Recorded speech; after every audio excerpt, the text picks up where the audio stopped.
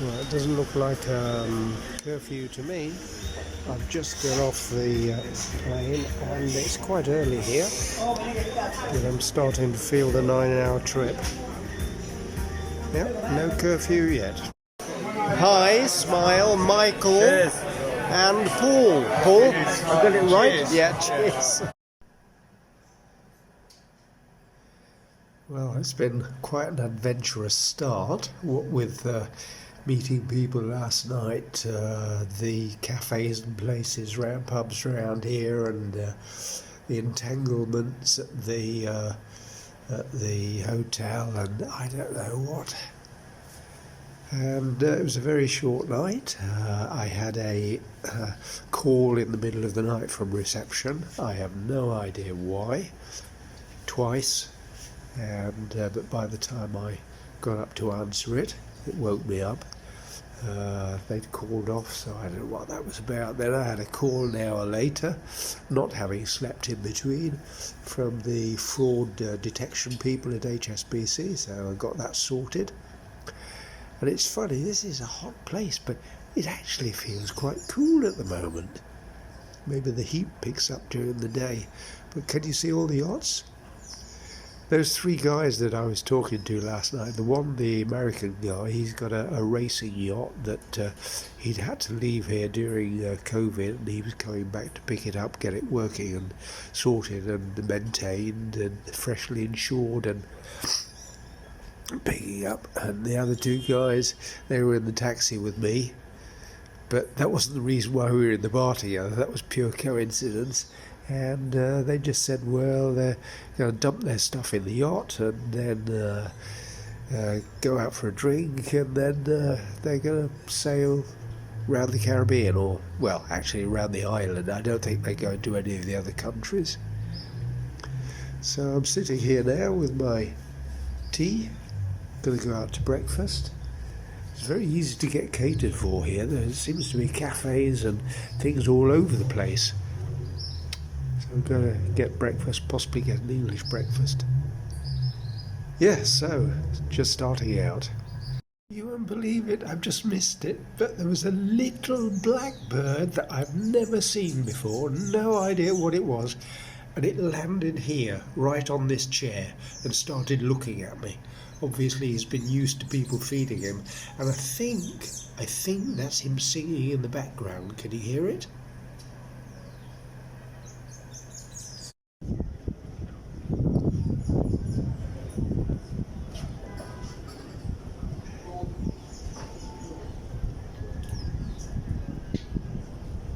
There's my yacht over there, Lady Georgia.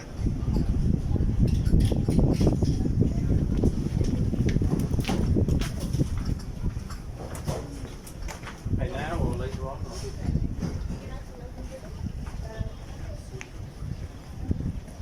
Well, some pretty expensive looking boats here. And it's lovely weather. And I see a British flag.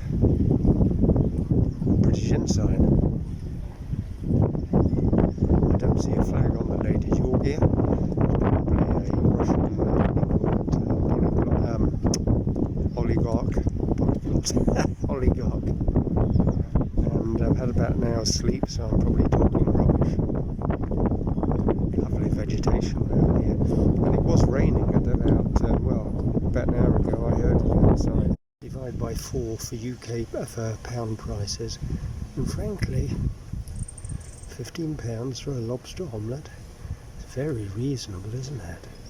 Rack of lamb, 25 quid. Well, you can pay that easily in the UK. A ploughed life here.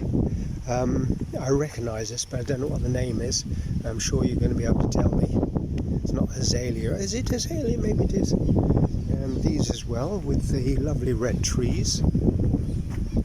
There isn't one. There is one low enough down to take a close-up picture of it.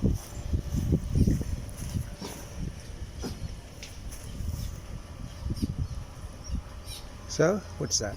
It's the other end of Nelson's dockyard. They've done a beautiful job of restoration. A these buildings. I mean, these are from 1789, the buildings. They've done a wonderful job. It is a UNESCO site, so they've achieved that. And it's very interesting to look at the flagging of the ships. They're about 2/3 US, 1/3 Brits. So I don't know. Does that mean that they sailed across the Atlantic? I wouldn't like to do that. And these two biggies here. There's a proper sailing boat. Terrific. Look at the thing. That's Brit.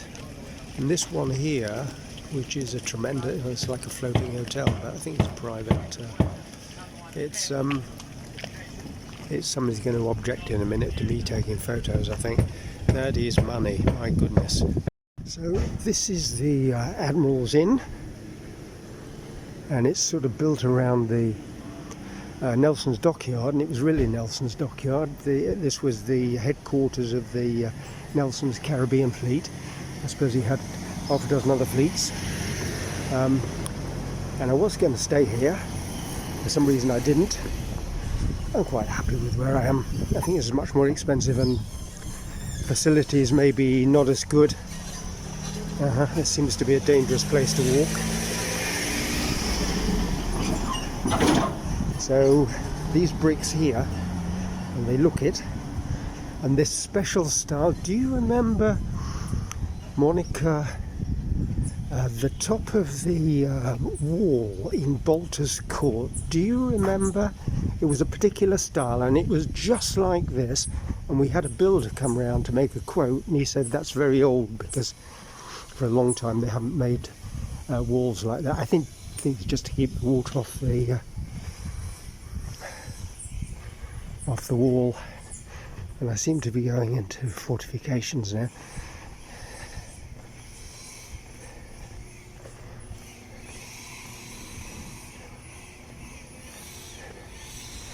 Very nice, isn't it? Engineer's workshop and guard station.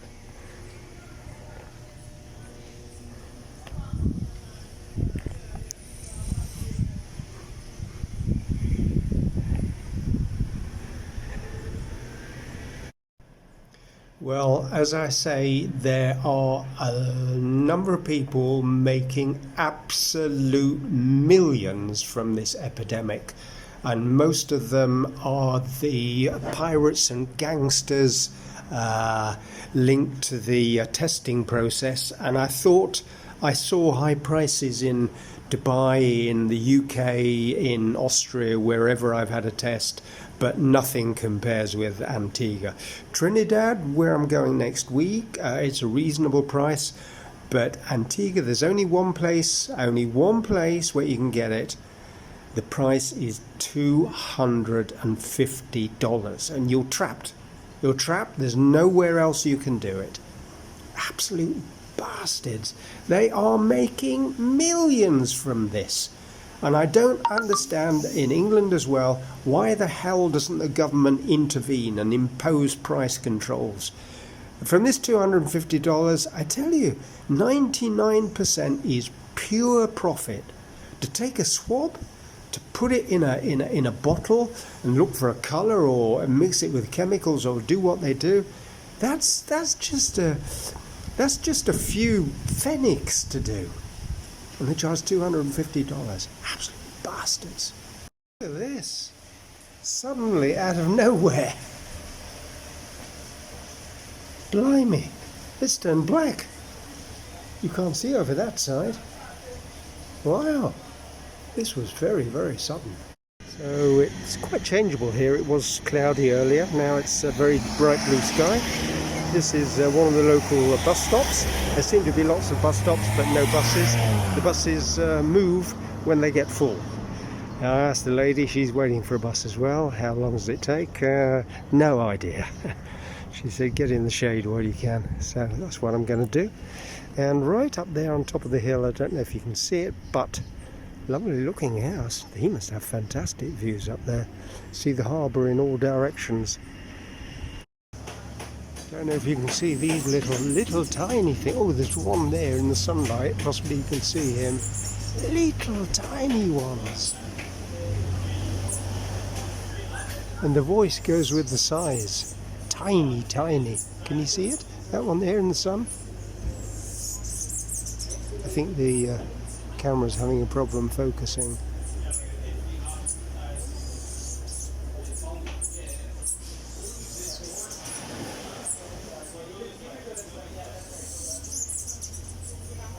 There it is. There it is. I can see it moving in the camera. I've got it blown up. It looks quite large there, but it's not. It's tiny. Really, really tiny. And the other ones as well. So this is the nearest beach to the hotel. Rather hidden actually. That's why there are no people here. At sunset.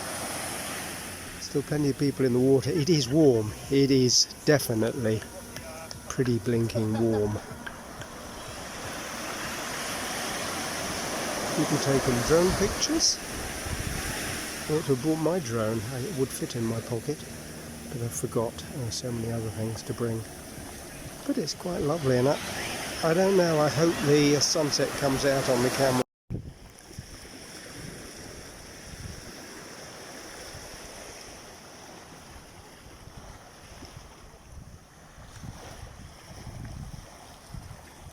I'm gonna get my feet wet in a minute.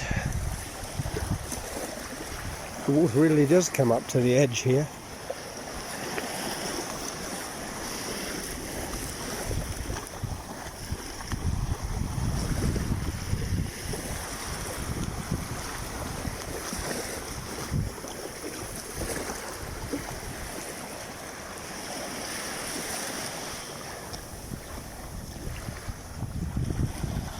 English Harbour.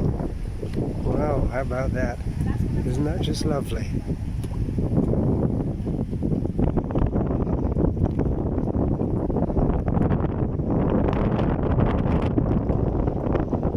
I'd love to go around that headland. I'm not sure whether we do tomorrow on the tour. I find very distinctive about all of the places here is they don't seem to like light. Maybe it's because the days are so bright, but everywhere I've been in, the light has been very, well, if I want to flatter it, I'd say subdued. If I don't want to flatter it, I would say dingy and dim. I don't really like it at all. I mean, this camera actually is sucking light out of it, but it is a lot, it's actually a lot darker.